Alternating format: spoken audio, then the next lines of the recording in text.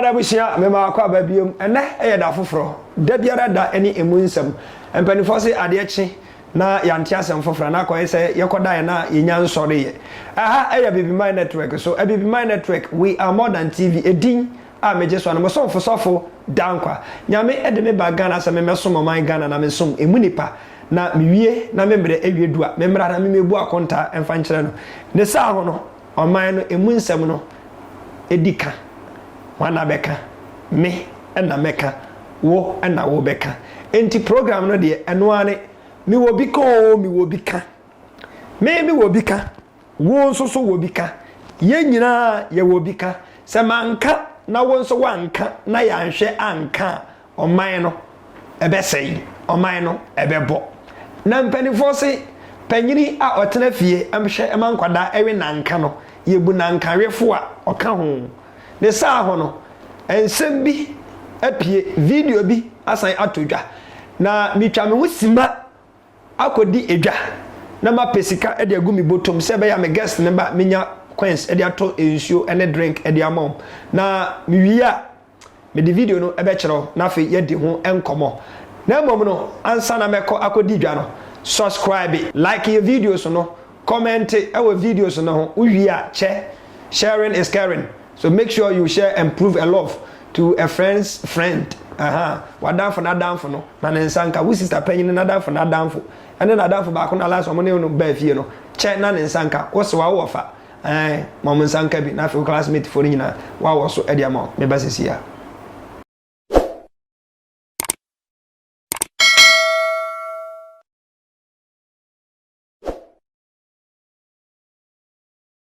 All right, I wish you have my car. Benjamin Shira say when free FD no. I had it. Me say hot. Your mommy will be castle and me na we say bitter fresh Debbie. I had it. Me say hot. Enti no ni atene say o pese me host you our program we so na so be kire wa twene magana for ete wonka wiase nyina ete wonka your numbers no na scroll ho no bomade na pick number no frɛ o frɛ Baby My Network meje wo so ni a kire ye kire kwan na wo so abetena akonya kese animo na wo so adwenkira ekura wo no na wo so wo de aba betum na Ghana fo hu se sebe nyansa eni oba ko fotum nene mene Pastor Godfrey Donko ena wa hanom ena Elder Emmanuel kwaku buaten a ye frɛ no nyame ene mehwafo anase Yehowa ene mehwafo anase Ewurade ene mehwafo nya ba frɛ no bia obeje wo so Godfrey nidi ba kon a eka ho no sofo chief odi ade oboase ndi aka akra bi oboase gold no ye bi nya bia di rough enye chamfan ye de be kwakotu ye nya no galamse ye be in the rightful way abedwa fo me mama kwaba so papa dabi minchia mo foforo ase sane amoje so mani anyo abedwa fo me mama kwaba yeje so papa ma fe me nembrem abedwa fo me mama kwaba yeje so thank you God bless you yes me wo bi kan ene aguso ye no na me pa mo cho mo hoye bibia boko asumbe wo fie ene asore asofo de masem etodwa sa na chese nipa yam ehhehye no because asofo aye se asojafo o me kom di omnam tisi krompe asamaba so what they say ndi asofo de say ye na mommen ansa no bia kra mpo edidi eno na nkrofo bi nti ase ba it is an error so what they say video bi ase aba comments unum se me wo bi ka de ye de wo de ya na wo de asem anoma ekokotu nkosu ya na se nkosu ada ne tokura na otwam wiem a me wo bi ka foti mi hunu se anoma ya okwakoto so what they say et video de drop ya na ye nsaka ukopiem awo is it bibiani ana babiani sanya wote se etie bia na wonim se ne yefrɛ bia na wafa ne sa babiani government hospital neuro sanitizers nose masks tissues ene niema bia keka ho abanya bokakra e dia basa monje na yemfanya adwuma no omanya pallet so amfangu omanya store room amfangu canopy bi ase pata bi ase ne de niema na kogutu sasa na me no kase ya hyase ya pro etete na no na wotwe ne ho a na yebusa se da ben pa na Ghana ye be koye nim uso bi face country obi face country uso banye and for now ne de it cut across the elderly people will have their portion and the citizens of the country will have their portion uso banye ye be kan wasam won so ye fa say MP minister president police officer police commander army officer army commander field marshal obi bia asofo wan yo wasem beto dwa na se wanya de papa nko ade me obi ka so ye be ka kire ya adwene ye nyawo ye ntwa ntoro na mom ye ka ya adwene e de a kire wo so what they say esa se penifo se nua o twasa no onim se na chi achia enti ma ye hwe video no na ye wi a menyi penifo ye adwen kire na kakra me so me wo no me mfa nka wona ye nkoye ne mo so what they say me obi ka hwe video no ye wi. Fix the nation. We should fix our mindset. Look at the BN hospital. And normal abino at the abba. Say omu and find chiche hand sanitizers, gloves, tissues. Look at all these things. You come and tell us. Fix the country. We should fix our mindset first, because the normal way bre hospital. I buy no that they buy. She baby go. She obi ankasa ho. She normal way alcohol ne groups, doctors and DNA and normal be books. Records ne and no be brave. This one is Paniani Noma. She baby up on the begu. Obi some mom saying yen and yet chana. Begu had check a check say Nina say Nina say sanitizers. Government brought it to baby any government hospital. Look at all these things. Baby a good. Baby a good. You already fixed the country. Already fixed the country. Fix the country. Yeah, fix the country no. I should share the mindset of the people in Ghana. I didn't go out because any sika. I buy a de buy. I buy a first sika man say on koto. Baby any government hospital. Look at this. Bien. Show. Okay. I buy no. It's no more way you know big.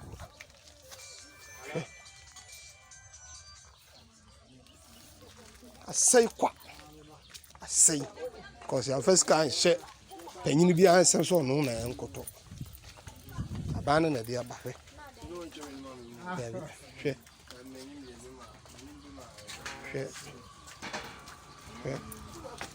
Hwe we mu nyina.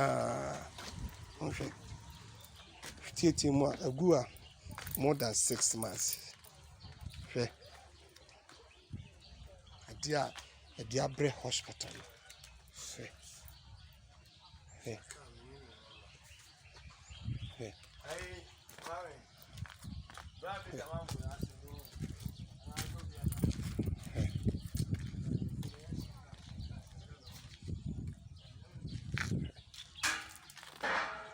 Yamin fa Ghana for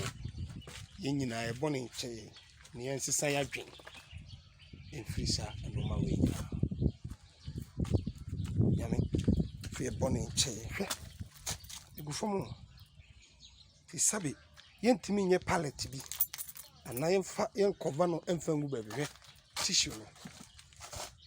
hwe okay yamin fa nyina e bone nche oyiwa abusia ene da ho no eno ene da ho nti wo hwa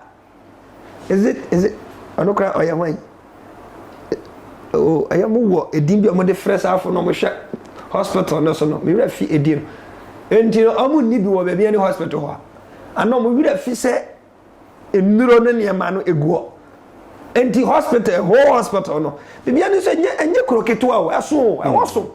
Mako wada hoso bibia ni go so those are very big towns and the cities. Mama insha se fi ajayi ma hono ajayi ma wa hwe video ni bi wa dwenkyere ene wa dwenkyere e de na wo ka papa metia ahwefo a hwe na asa oyira ho me ma oyira ho kan wa ready aho but me eniema bi hye me so na adie we yanto ayampia but me nto ayampia but no kra de da ho na waka eye mfoni a hwe yi in fact enye fe menya sure say ye wo pani bi wo sa ho na say ye wo pani bi wo de ayamfa ya no because say ono an personal business and why na de niema bi say ya bre no say on keep na say on fa nya adwuma nko be bia ese fata e de ama be san say ya buy de enti hwe bia di eguo hwe bia eguo inspire you be ye nya ba bia ese say ye kura no enti ama fire hwe na atete apansam ne guo nti sa pani na o wone de se me aba mama akwanya na wie ya ana mama akwanya se me fire na kene ya meyi na di aba ma akwanya ne ti akwanya ne wo meyi na di fire meyi na di totally because ensem fata ye ono ane de anka onya ne sa eye ono ane de anka onya ne sa and it is true. Do you think say ya wo shop and na wa call Dubai, Korea, China and wakofa eniema sa wo ba beton into wo ba ya no wo hihye wo store no mu ye na bi kae. Do you think say e bi kae na anka wo de be kwa kogu ba bi eniema egu director not that hospital na no administrator not that hospital na no where are they? Do they really know say eniema bi gu ba bi sa and so mu nim ho hwe and they cannot come back and tell me say omo nya we say bibi sa e wo ho because bi kura make mo na mo de request e kwa say mo niema sa ndi emra mo niema ni abra mo niema na mo ja e de agu yani abre o masa yani abre sofu chief ma menye wadwe nkire ma benjina akonya we so na menchia ahwefo na omo nso omo so yasene so menchia on say ma ye di wa asemi ho mo ka say na the reason is say meru ahwa ma my Ghana meru ahwa ma so for more fire abenti na meru ahwa men fa na nsem mienu nti oman no chain of administration pa ye adwuma chain of administration ye adwuma wo man ni abenti na make say chain of administration ye adwuma last year ana coronavirus yimiti a ye ka ye mu bebregu dem na ye man nkofo bi starting say omo ye donations nkofo yi sika twitwiri die say ye mfa ntoto niema mfa ma hospitals na say abanye tumi ato niema di bia ma hospital na ba bia ni mo nsaka bia enti auditors a omo be audite no makore se niema ye to de koma hospitals no ye adwuma said ye no omo wo yefa more fire auditors wo yefa more fire enti no na ma chain of administration enya adwuma because we government na sa wo de ade bi ko ba bia e wo se wo follow ese ade na me de ko ye no ye the purpose enti a me de ade de ko ya na enti se ade na ko no entumi amfofile purpose na emma wo government no wo baso body entumi nya den emma enti auditors a government ayi wo mo se omo audit sa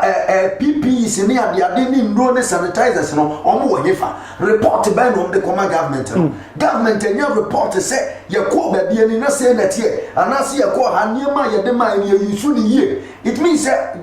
coronavirus na aba no so omo ba no omo be kan wansem a e kire wo TV so a enyuma wo so omo ye wo ho no omo nye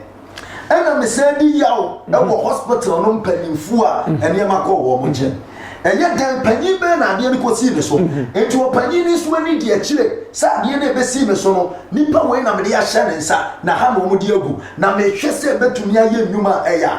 enti du ba bia ye blemu government de ye country no na ye blemu ya nso ye ho panimfu a ye wo man ni we betumi aka se hospital one administrators no omo nya nkwara o omo ye mpanyimfo adwene na omo de eye adwuma wo hospital ho no eno ane se obi aba okay metumi aka se bia omo nya administrators e bia omo wo panie enti no omo ja manuro na se na se panie na wo no ja manuro ase wo fie niam so ja ma na se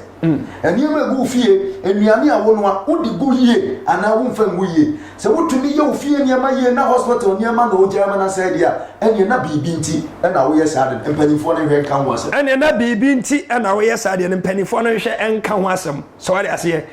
panyini na ebesi wo so hospital ho no a wo ma instruction say mo mfa nko gu ha no no since then wa kwa akohye say eguyiye ana enguyiye wakwa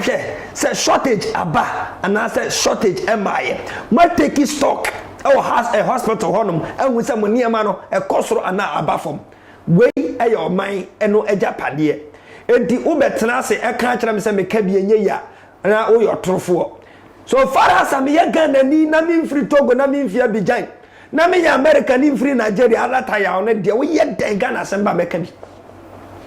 na me kan amanyok sem kwan so me kan ye yom se me ya o mamba enti na me ka bi bibia ni government hospital even if it is a clinic kurana o bibia ni ya ban and de kwa ye nyina ye dia ya ka ban ya me ya ban wo so wo ya ban enu nti asam ne ba wo bi ka me wo bi ka me bi wo bi ka nti na masi nkonya ne mabedwafo e ka ya adwene kire ya adwene enti bomade se won saka video na wo be wo so cha na bibia ni fo nyina nsaka o mo hene ensaka bi konti hene ensaka bi ankobia hene ensaka jase hene ne nsaka bi emrante hene nsaka bi asam ne me wo ho ne nsa enka MP awo minister da Ashanti region no wo ne nsa enka bi radio stations awo mo mfa video we mo nye program mo mfa mo modawuro na ye nwuru se Ghana e wasa ye build on mine no ye be ye America form de mo nsa na ye o mo man ene o ma adwene ne akoma pa nyansa ene adwen pa ene mo de ye o ma ne mu aye de ene obi a visa kwa cantonment American embassy na kona kwa ni pe go abodom pem e visa de America na office America et is Ghana ka will you love it to that extent so pre visa de akọ awurade huru Ghana mo bo bato sachira wajere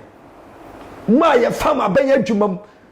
ye fama benya dwumam na mo fe se e ya ban dia etua wo yonko nwa na etua dia mu nti no nya wo pe no na wo ye obekọ abenya dwumam kura obi let me go to the nurses hospital na wo bekọ no na nurse ni ekura ni phone no WhatsApp no Snap or Snapchat or whatever no Twitter no Instagram no Facebook sa what about no kura until we case here. There are so many hospitals so bekọ beka just ye drasa ye ni ndro adro ni atwera ma se kona koto abante bia ne se ya brem bi fa ba bi egu ne ye ya ne se esa ya yura ho ne ye hu e wo ne se esisi abonte se ensu obo na wie bo unum se dro no mo ya ye nya bi abrofo ne na ye Indian fo ne na ye ni China fo ne no mo di aba no matro degree of heat sun heat na wo se eka wo di akogu e be dilute a asai but asem adrokro na obekwa kofa no de abebo panie obekwa kofa no de abrɛ yare fo na nipa wu rough intinanse wo bi wo tim se nipa idie na nsesa nka owu good treatment I we nyanti aha eye mi wo bi ka masa wa mo bra ye na o video be kan yensa wa ha ye de ye ndi watem aha de ye ndi atem yenso so atem didi ba ye be kan ye agere ni a share video no into other for subscribe like comment na share video no aha eye Bibima Network program no eye mi wo bi ka nya mi de ho chame ne eye mo sofo dankwa ma me nyom last words so so me so ne yanko na ma shiti me ru ahopa dia mo man no na kafra mo amani abre wo mo so kese pa ye auditors a omo man ni adenti na make sa auditors nyai akwadwuduma wo mo ye because omo ko school ne se omo be ye auditing work because we no senka auditors follow and wo mo hwe enuro na ko brano say na akosie say na ye no mo take stock no mo hwe ade omo betumi enya information ya kono omo ko ye nso ko mbe say no ade no ba bi egu no enye enti auditors and audit wo mo work omo nye omo dwuma yi te say ka hospital wo hoi wo ma na ko ma besra omo mo amane wo be ko na papa de wo ka say nurse ni chat ni ade wo be ko no akopie bi so na nka ma punish no na fo wo nche na wu say no say dia oman no ani brabem enti auditors government yi wo mo no omo nya akwadwudwuma no omo nya adwuma auditors mo nya akwadwudwuma na mo nya adwuma no mo ko ho bra no anka mo nim ne ekoso so what dey say e bi kura information am nsaka say auditors ni bi ba na yaji eyi kakra na chaza na chaza kita se she dwirimu die proye ne kankane atu atese adega na aboso ye twa ye ho na kwakubuate ma menje last comment ni sorry dwumadi so ha ye papa asem no de asefum de ha me kese pa akora ne se abade ne yenye ni yo sani pa kron director kron na wo so sa hospital no so no wo be ko no abi clinic fia bi ɛno na yɛ fia no ne drug store wɔ nkyɛn wobɛkɔ no na ne nneɛma yɛ no ɛde da na akwam pɛpɛpɛpɛ abae deɛ ne deɛ wato na agyegye mu wato na gyegye mu etua wo yɔnko ho a etua dua mu wɔsesa na adwene ammɔ yɛsɛ sotoro na ammɔ wa wɔsi anyegye wogyina baabi ne ahwe obi so tɔ sɛ me kura nka me bɔ fra n'ani nya mfra n'ani mpo no wonim ne fa n'ani so anka wɔnya ne saa wobɛkɔ no na yɔda hɔ no ɔwɔ clinic ɔwɔ drug store pharmacy shop ɛwɔ hospital ne nkyɛn hɔ a ndeɛ yɛ sɛ ha de aduro we de yɛ ni bi wɔ akɔ na akɔtɔ bi wɔ ha na wagye no de agu ne bɔtɔm saa nduro koro no mu wiewia bi ɛde tɔntɔntɔn ɛwɔ mo shops ahodoɔ ɛyɛ Abibimai Network program no ɛyɛ me wɔ bi ka me say nyame ɛyɛ adom no de adom no ɛdom yɛ nia fi next week ɛkɔ no yɛbɛbie phone lines na kyerɛ sɛ wɔn nso wafrɛ asim na wo akyerɛ wadwene na yɛtumi akɔ yɛnim Abibimai Network we are more than TV yɛba yɛ sɛ yɛba bɛsom yɛba yɛ sɛ yɛbɛboa ama Ghana ayɛ yie enti me wɔ bi ka dwumadie no na wɔtwe biara no yɛde bɛbrɛ wo me mo sɔfo dankwa ɛna me gye brɛ edi dwumadie no ho kyea me na maboafo no deɛ ɛyɛ Elder Kwaku Emmanuel Boateng a yɛfrɛ no Yehowa no mehwɛfo afi sɔfo chief na Reverend Godfrey Donko ɔmo ɛne transe ɛne ɛboa me ɛhwɛ ma dwumadie no ɛkɔ enkan me cameraman ɛyɛ Richie ɔno ɛne ball show no kama me producers no deɛ ɔmo yɛ mienu me wɔ Sami Onshe ɛwɔ ha no mo ɛna me wɔ Frankalina ana Franka me de ma mitwa ne shot na mo boy din tenten za me nya me ne mo ko school ma bon a me nya classmate wo so nya me classmate me teacher nko wo so teacher nko wo su ko nko me su ko nko abra me ko school no ne de am 5 kilo bag no na a school bag wo de ne bo wa chi na ko the difference we yemo subscribe like your videos comment na share na bo ho modern say abribia no obehwe Abibimai Network esan say Abibimai Network we are more than TV nyame adom no de adom na dom ye ne that's ene e be se ba kwa me biom makra bye bye